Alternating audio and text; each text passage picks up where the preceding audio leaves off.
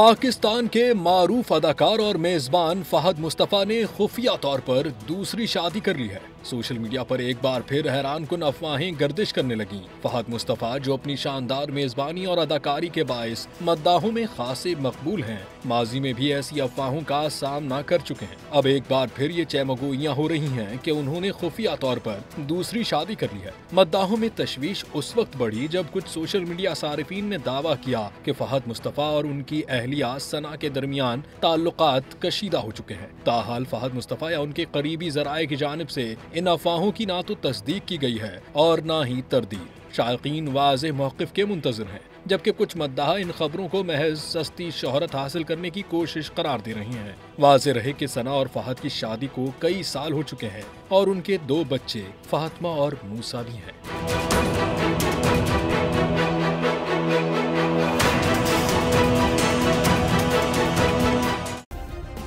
Subscribe करें और bell दबाएं ताकि कोई खबर रह न जाए।